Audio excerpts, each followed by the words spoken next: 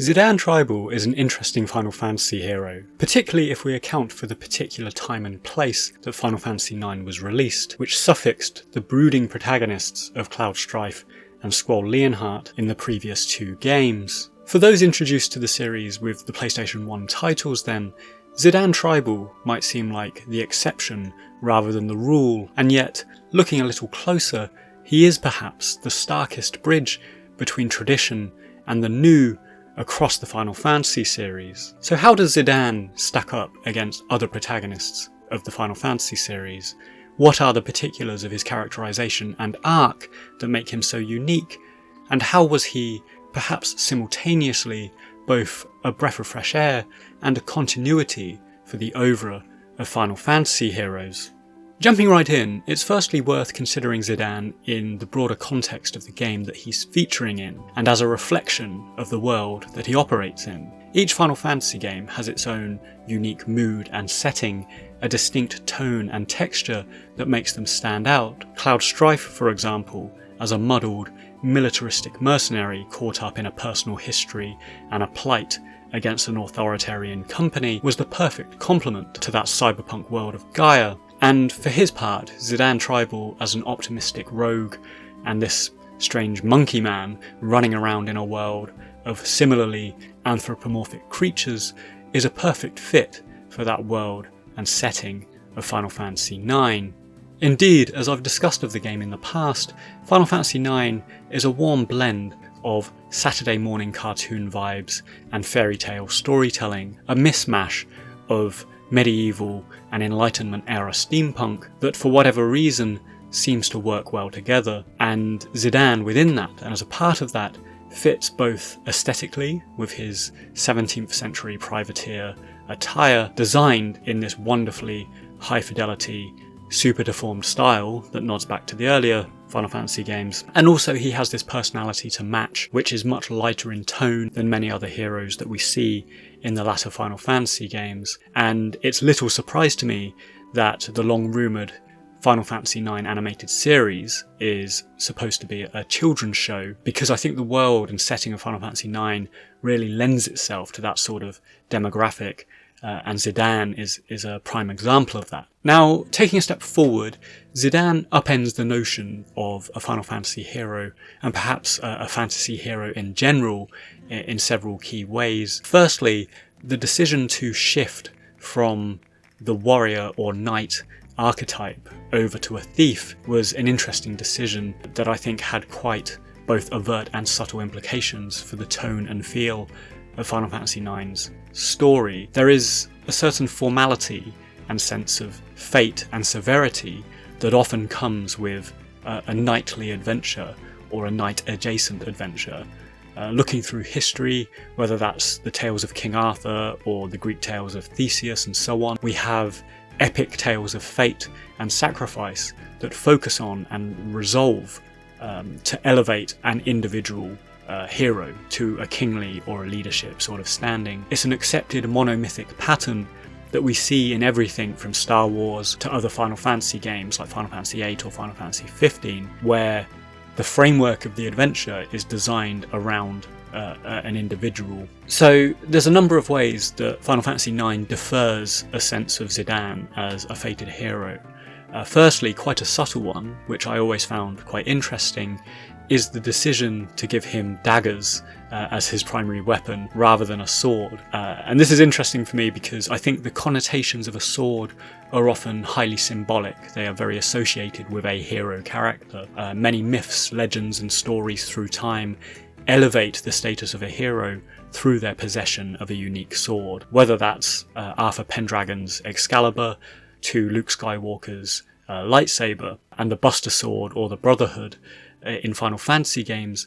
Each of them convey this subtle sense of meaning and purpose to the leading character, once again built around a concept of fate more often than not. And each of the aforementioned swords, for example, they have their own legend, they have their own history and journey into how they reached the hands of the hero character. So by moving away from this symbolism and importance of a sword, Zidane Tribal becomes a more asymmetrical sort of hero. With daggers, they're a slightly more innocuous tool, and in particular daggers are interesting because they are in many ways the antithesis of a sword. The latter has connotations of chivalric nobles and mortal combat and nobility, while daggers have connotations of assassination and murder and that sort of up-close wet work that is a standard armament and tool for a thief class rather than a knight class.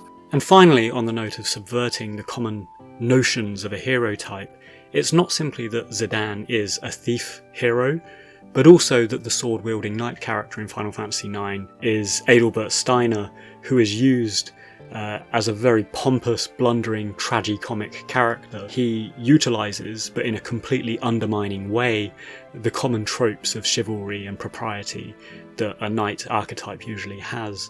So it was really interesting here how Final Fantasy IX took these conventions of fantasy storytelling and in many ways turned them on their head. Secondly, and perhaps more obviously, is because Zidane is less beholden to fate than other hero stories, he never really has the story focus exclusively on him or specifically elevate him as a result, and far from being a tale all about his journey, it's fairer to suggest that Zidane is the first among equals.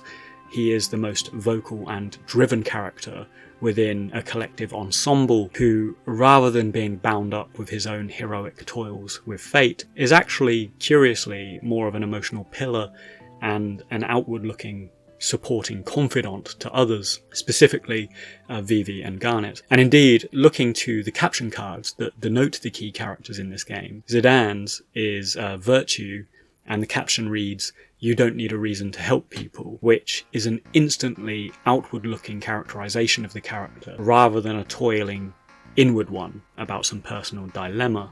Zidane then is an unexpectedly altruistic character who slots into a broader cast of characters, and he galvanizes the plot to move forward, not because it's all about him, but rather that's the energy and the cohesive momentum that he brings to the whole party.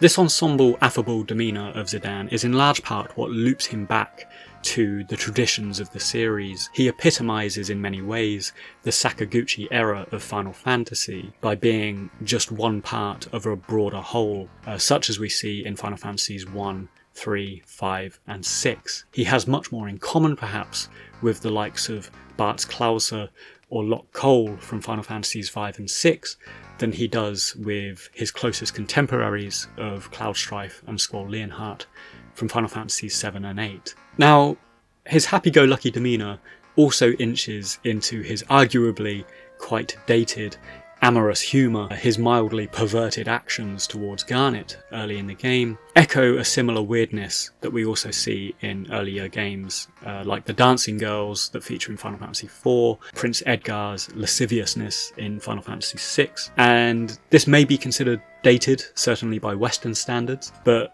this sort of humour is still quite prevalent in shonen media, and in fact only a few years ago a friend of mine recommended me an anime, Seven Deadly Sins, and they recommended it in part because it reminded them of Final Fantasy IX. And even in this relatively modern anime we have a hero character who's constantly groping and drooling over this female lead, typical of Japanese anime I suppose, or some subgenres of Japanese anime. So I have seen some describe this aspect of Zidane Tribal as complicated. Personally, while I do overall really like Zidane as a unique take on a hero in the series, he is definitely a breath of fresh air. I do personally remember, even as a 10-year-old, perhaps being a prudish Brit that I am, I remember seeing this scene where he grabs Garnet from behind, climbing onto the airship, and thinking that that was a bit of a low move. And for all the obvious goodness in Zidane, as a character, he obviously tries to help people. I think it's fair to say that actions like that do diminish him a bit for some players, and it certainly stuck out to me, even as a child. Moving on to another, perhaps final aspect regarding pros and cons of Zidane, and it very much depends on the player preferences here and what they make of this story, is his personal arc. Now, I've discussed this in the past, and I think it's where they have perhaps tried to bridge him from the traditional into the more modern style Final Fantasy games and Final Fantasy heroes that often have a dramatic existential dilemma at the centre of them. And while it is for all intents and purposes a light-hearted title that captures for many fans the essence of a Sakaguchi Final Fantasy, and it was of course a famous send-off for the traditions of the series before it irrevocably evolved with the advent of the PS2, I think Zidane's character perhaps complicatedly tries to embody both the emotional support role and the personal hero dilemma as we get into the later game too. Now, when I first discussed Final Fantasy IX, which was many years ago, I expressed how this didn't quite work for me at the time, and I think the reveal of Zidane as a Terran clone was a bit out of the blue. I think that Zidane being regarded by Garland and others as an angel of death is the antithesis of his character, and it may have been the intended point to make his origins, the adverse of what he actually is in the main events of the game, but it did jar with me because I felt like he'd been built up for the first 2/3 of the game as this affable, horny rogue, and I felt there was a comparative lack of foreshadowing or build-up to this point, where with similar characters like Cloud Strife and Squall Leonhart's arcs, we have these flashbacks to Big Sis, and we have these periodic voices in Cloud's head that allude that not everything is quite as it seems with him, and we get these hints from basically the beginning of the game. Now, when I've mentioned this in the past, a few people have suggested to me that actually there is foreshadowing for Zidane's backstory. It's actually just a little more subtle in how it's delivered to the player.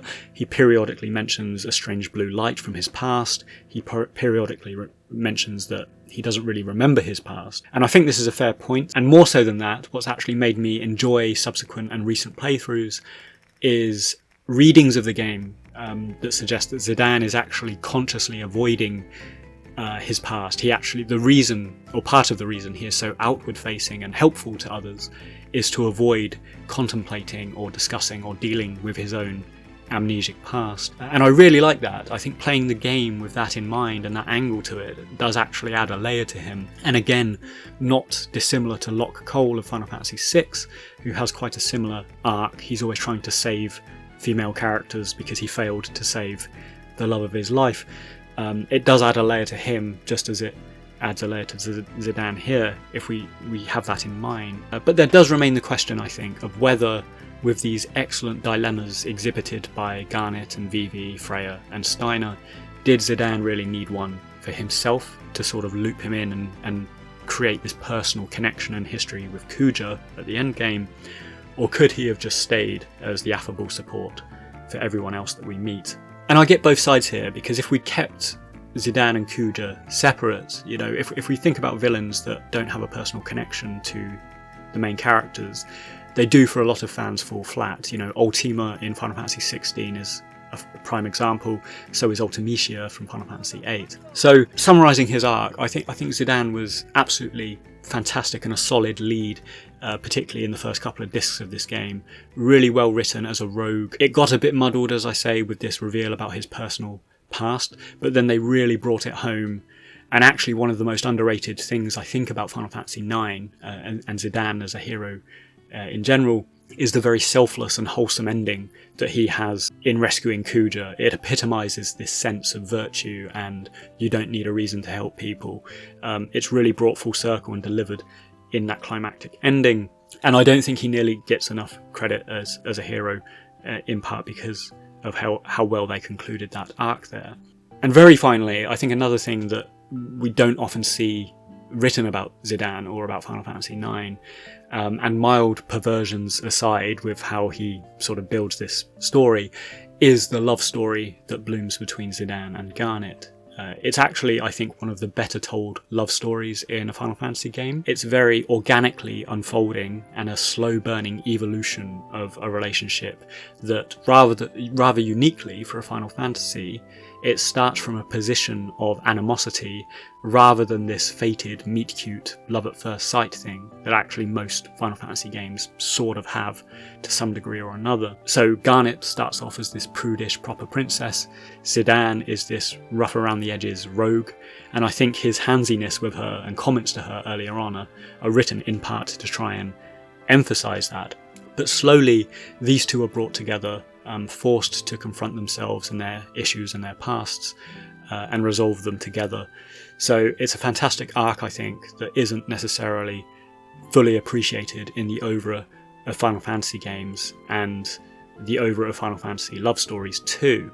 And often, Final Fantasy VIII and Final Fantasy X are regarded as the love story games, but I think Final Fantasy IX is certainly up there as well. So there we have it, a look back at Zidane Tribal, who sits uniquely in his particular time and place in Final Fantasy, a bridge between old and new, who for many, including myself, is the avatar of the Sakaguchi era Final Fantasy game, and a hero of the most Final Fantasy of the Final Fantasy games for many players. Thanks for watching. If you enjoyed the episode, please consider joining me on Patreon. Alternatively, if you'd like to buy me a coffee, that would be lovely. The links are available below.